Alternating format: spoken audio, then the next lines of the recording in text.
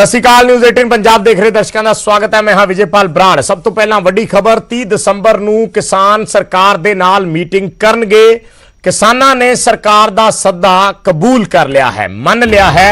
30 दसंबर ਨੂੰ मीटिंग होएगी। सरकार ने 30 दसंबर ਦਾ सद्दा भेजिਆ ਸੀ। हालांकि किसान जथेबंदियां ਨੂੰ ਜਦੋਂ सरकार ने लिखिया ਸੀ कि ਉਹ तरीक अपने हिसाब नाल रख लैन, तां किसानां ने 29 दसंबर ਦੀ तरीक लिख के सरकार ਨੂੰ भेजी सी, पर उस तो बाद सरकार ने तरीक बदल दी।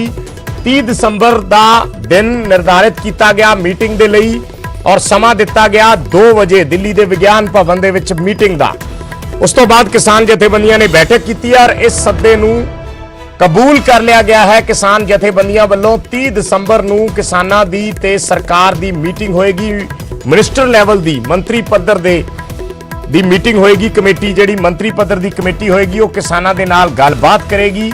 पहला किसानां ने जिवें असीं दस रहे हां 29 दसंबर दा दिन दस्सिया सी, क्योंकि सरकार ने किसानां नूं पुछिया सी कि वो जदों चाहण गलबात कर सकदे ने, जिहड़ा दिन किसानां नूं सूट करदा है। ਤਾਂ ਕਿਸਾਨਾਂ ਨੇ 29 ਦਸੰਬਰ ਦਾ ਦਿਨ ਲਿਖ ਕੇ ਭੇਜ ਦਿੱਤਾ ਸੀ ਕਿ 29 ਨੂੰ ਅਸੀਂ 11 ਵਜੇ ਦਾ ਸਮਾਂ ਮੀਟਿੰਗ ਕਰਨ ਦੇ ਲਈ ਤਿਆਰ ਹਾਂ। ਉਸ ਤੋਂ ਬਾਅਦ ਸਰਕਾਰ 2 ਦਿਨ ਤੋਂ ਇਸ ਤੇ ਮੰਥਨ ਕਰ ਰਹੀ ਸੀ। ਅੱਜ ਸਰਕਾਰ ਨੇ ਵਾਪਸ ਕਿਸਾਨਾਂ ਨੂੰ ਉਸ ਚਿੱਠੀ ਦਾ ਜਵਾਬ ਭੇਜਿਆ ਔਰ ਜਵਾਬ ਦੇ ਵਿੱਚ ਲਿਖਿਆ ਗਿਆ ਕਿ ਮੀਟਿੰਗ 30 ਦਸੰਬਰ ਨੂੰ 2 ਵਜੇ ਹੋਏਗੀ।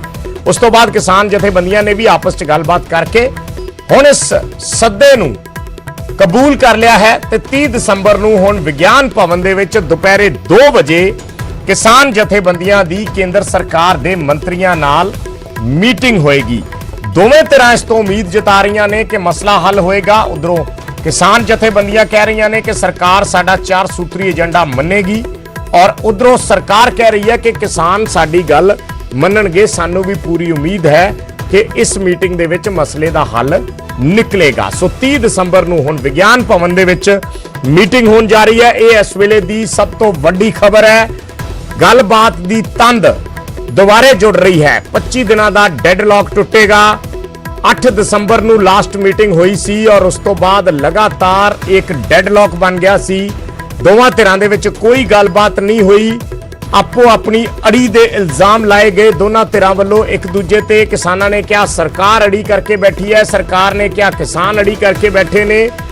सो इस तरीके दीयां गल्लां बातां चलदियां रहियां। दोने धिरां ने अपनी रणनीति बनाई।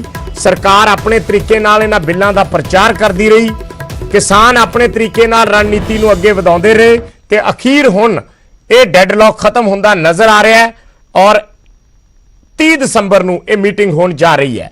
सो खेती कानूनां दे रेड़के दे विचाले हुण खेतीबाड़ी मंत्री दा एक बयान आया है। उन्हां कहा है कि खेती सुधार कानूनां दे हक दे विच यूपीए सरकार भी सी। यूपीए सरकार भी खेती सुधार कानूनों के हक सी। ये खेतीबाड़ी मंत्री कह रहे हैं नरेंद्र सिंह तोमर। उन्होंने कहा कि मनमोहन सिंह ते शरद पवार भी उस वेले सहमत सी, पर यूपीए दबा नहीं चल सकी। सरकार दे मंत्री उस वेले दबा करके फैसला नहीं ले सके। साडे कोले मोदी वर्गा मजबूत लीडर है, जिस करके असी बिना किसी दबाव तो ये फैसला लिया है। मजबूत लीडर ते किसी तरह का दबाव नहीं पैंदा, ये कह रहे हैं नरेंद्र सिंह तोमर। यानी पैरल जिहड़ी असीं गलबात कर रहे सी कि आपो अपनियां रणनीतियां चला रहे ने, उस तरीके नाल हुण एक पासे ये गल कही गई है कि असीं आसवंद हां कि इसका हल निकलेगा। दूसरे पासे खेतीबाड़ी मंत्री का बयान है कि यूपीए सरकार जिहड़ी कांग्रेस की गठजोड़ सरकार सी, वो भी उस वेले इन्हां बिल्लां 'च बदलाव करना चाहुंदी सी, इन्हां बिल्लां ते सहमत सी, खेती सुधार कानूनों के हक सी। मनमोहन सिंह ते शरद पवार भी सहमत सी, पर उस वेले वो दबाव नहीं चल सके और दबाव करके फैसला नहीं ले सके। तोमर कह रहे ने और उन्होंने नाल ये कहा कि साडे कोले मोदी वर्गा मजबूत लीडर है, इस करके असीं बिना किसी दबाव तो ये फैसले लए ने।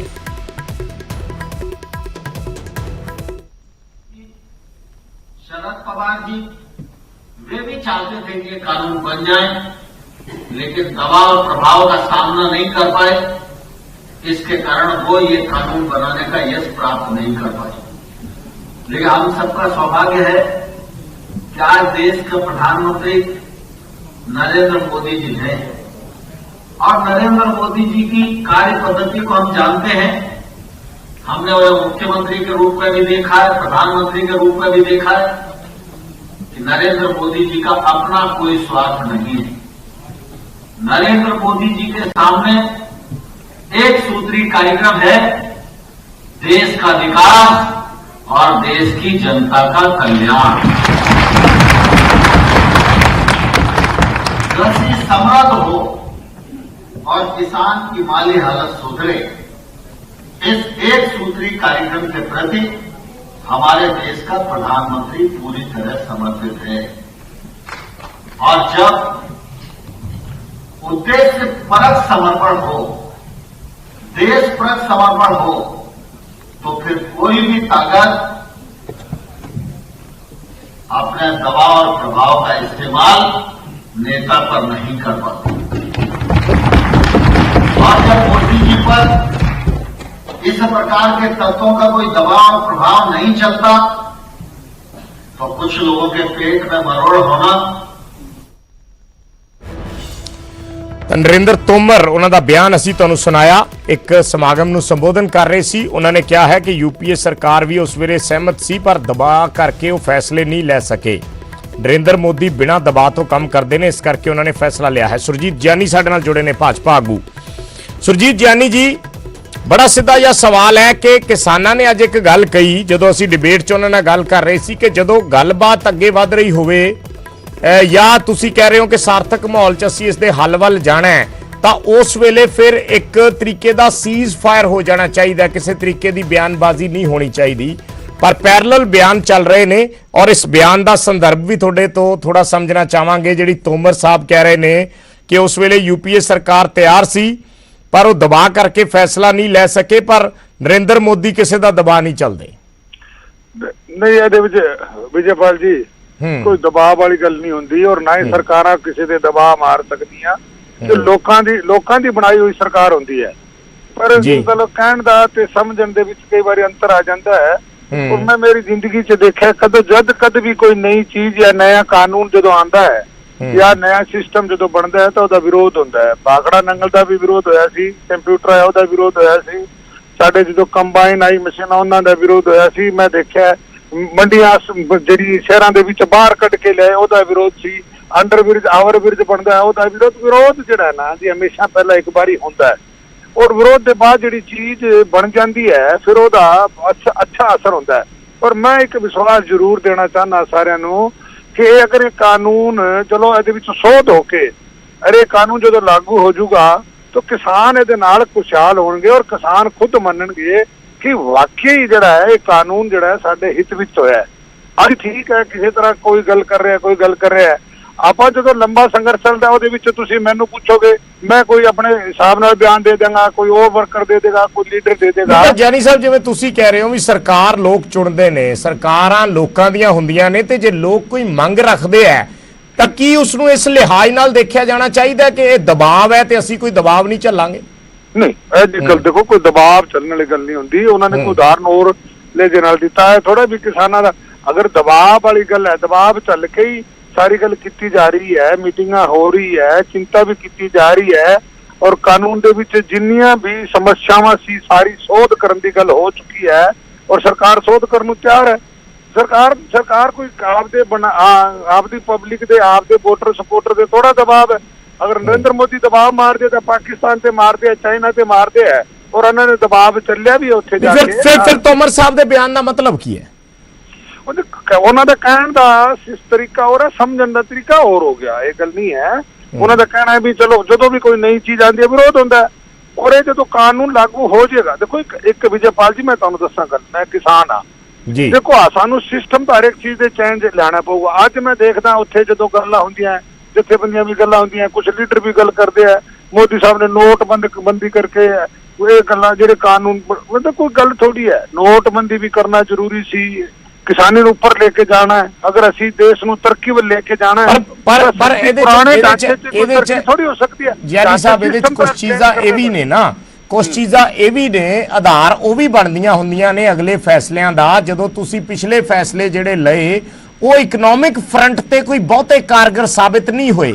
ਤੁਸੀਂ ਨੋਟਬੰਦੀ ਦੀ ਗੱਲ ਕਰ ਲਓ, ਤੁਸੀਂ ਜੀਐਸਟੀ ਦੀ ਗੱਲ ਕਰ ਲਓ, ਇਕਨੋਮਿਕ ਫਰੰਟ ਤੇ ਉਹ ਕਾਰਗਰ ਸਾਬਿਤ ਨਹੀਂ ਹੋਏ। ਇਸੇ ਕਰਕੇ ਖਦਸ਼ੇ ਵੀ ਫਿਰ ਨਾਲ ਖੜੇ ਹੋ ਹੀ ਜਾਂਦੇ ਜੋ ਤੁਸੀਂ ਅਗਲੇ ਫੈਸਲੇ ਲਓਗੇ। ਵਿਜੇਪਾਲ ਜੀ, ਜਿਹੜਾ ਜੀਐਸਟੀ ਦੀ ਗੱਲ ਕਰਦੇ ਨਾ ਆਪਾਂ, ਸਟਾਰਟਿੰਗ ਦੇ ਵਿੱਚ ਉਹਦਾ ਵਿਰੋਧ ਹੋਇਆ ਸੀ ਔਰ ਫਿਰ ਉਹਦਾ ਜਿਹੜਾ ਹੈ ਪੈਮਾਨਾ ਜਿਹੜਾ ਸਹੀ ਕਰਕੇ ਅੱਜ ਵਪਾਰੀ ਉਹਦੇ ਨਾਲ ਖੁਸ਼ ਹੈ, ਕੋਈ ਨਾਰਾਜ਼ ਨਹੀਂ। ਅਸੀਂ ਸ਼ਹਿਰਾਂ ਦੇ ਵਿੱਚ ਜਾਂਦੇ ਹਾਂ, GST ਨਾਲ ਵਪਾਰੀ ਕਹਿੰਦੇ ਠੀਕ ਹੈ, ਅੱਜ ਠੀਕ ਮੰਨਦੇ ਹਨ। ਪੁੱਛ ਲਓ ਜਾ ਕੇ, ਕਿਸੇ ਨੂੰ ਪੁੱਛ ਲਓ, ਅੱਜ ਠੀਕ ਹੈ।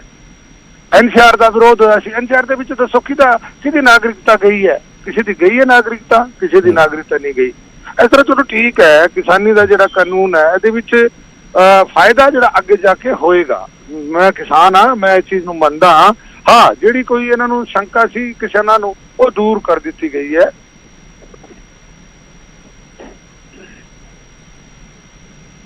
ਚਲੋ ਧੰਨਵਾਦ ਸਾਡੇ ਨਾਲ ਗੱਲਬਾਤ ਕਰਨ ਦੇ ਲਈ।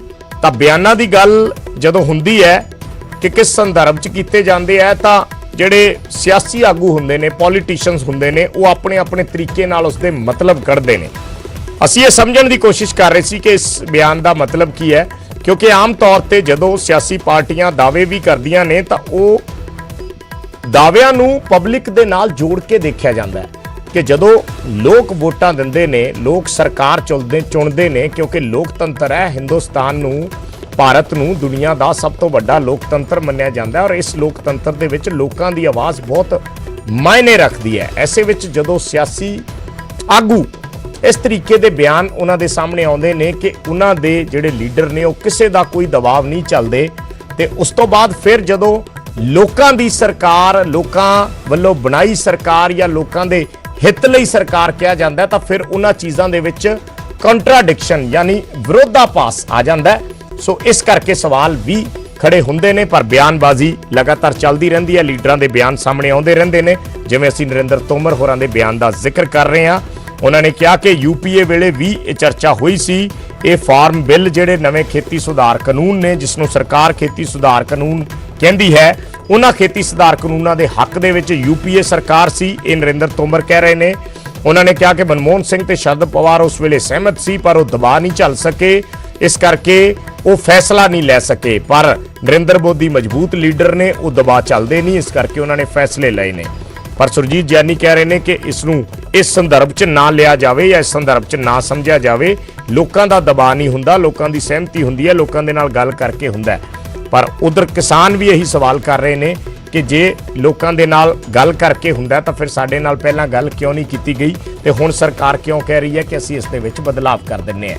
ਹੁਣ ਸਾਨੂੰ ਇਹ ਬਦਲਾਅ ਮਨਜ਼ੂਰ ਨਹੀਂ, ਇਹ ਕਿਸਾਨ ਕਹਿ ਰਹੇ ਨੇ, ਔਰ ਇਹ ਕਾਨੂੰਨ ਰੱਦ ਹੋਣੇ ਚਾਹੀਦੇ ਨੇ। ਇਹ ਕਿਸਾਨਾਂ ਦੀ ਮੰਗ ਹੈ। 30 ਤਰੀਕ ਨੂੰ ਹੁਣ ਮੀਟਿੰਗ ਹੋਣੀ ਹੈ, ਉਸ ਮੀਟਿੰਗ 'ਚ ਪਤਾ ਚੱਲ ਪਾਏਗਾ ਕਿ ਕੀ ਗੱਲ ਕਿਸੇ ਸਿਰੇ ਲੱਗਦੀ ਹੈ ਜਾਂ ਨਹੀਂ।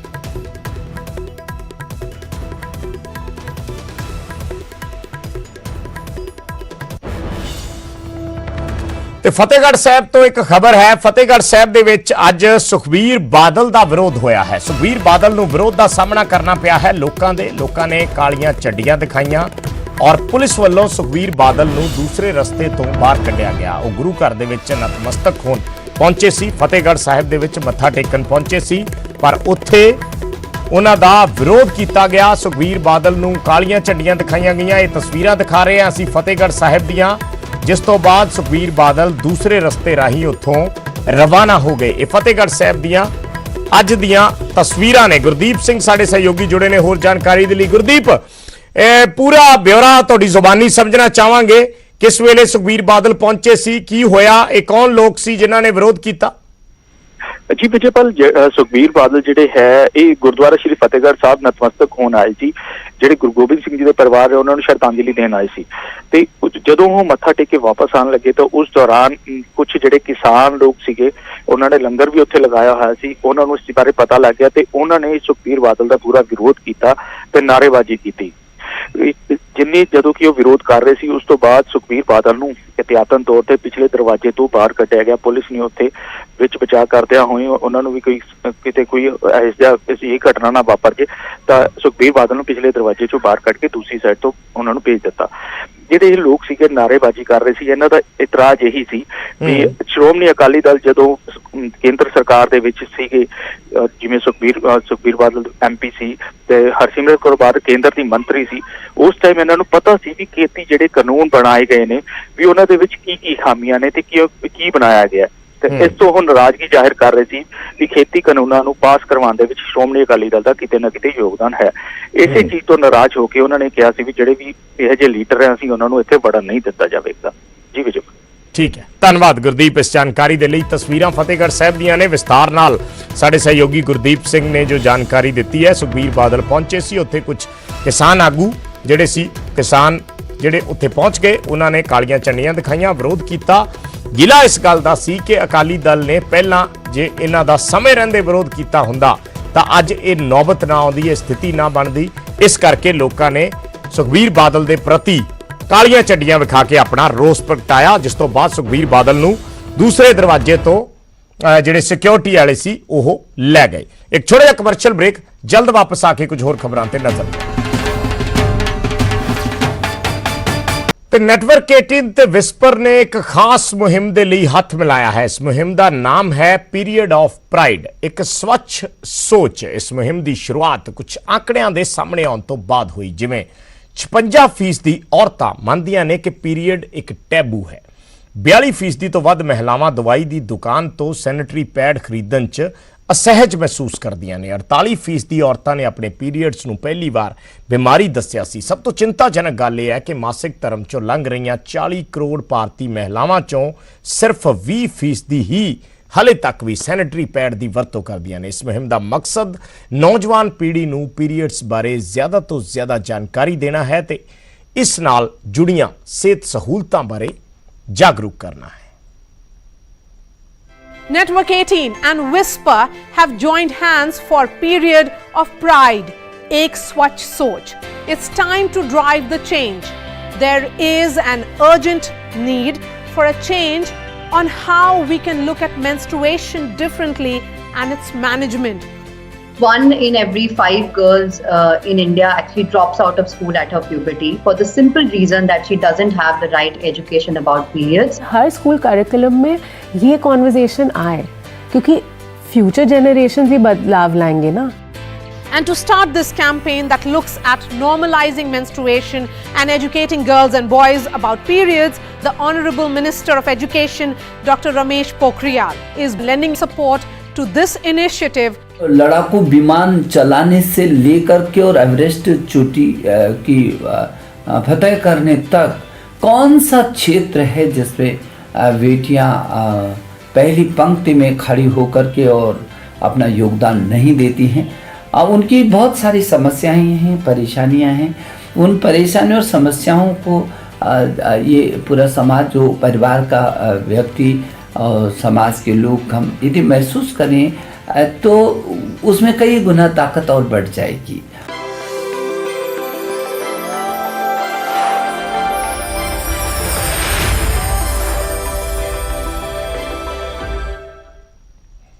ਤੇ ਨੈਟਵਰਕ 18 ਤੇ ਵਿਸਪਰ ਪੀਰੀਅਡ ਆਫ ਪ੍ਰਾਈਡ ਇੱਕ ਸਵੱਛ ਸੋਚ ਮੁਹਿੰਮ ਰਾਹੀਂ ਪੀਰੀਅਡਸ ਨੂੰ ਲੈ ਕੇ ਲੋਕਾਂ ਦਾ ਨਜ਼ਰੀਆ ਬਦਲਣ ਲਈ ਵਚਨਬੱਧ ਨੇ। ਇਸ ਦੇ ਲਈ ਸਭ ਤੋਂ ਜ਼ਰੂਰੀ ਹੈ ਜਾਗਰੂਕਤਾ, ਸਵੀਕਾਰਤਾ ਤੇ ਪਹੁੰਚ।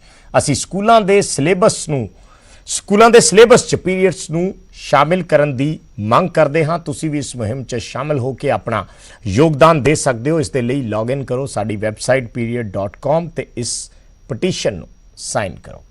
एक छोटे कमर्शियल ब्रेक, जल्द वापस आओ।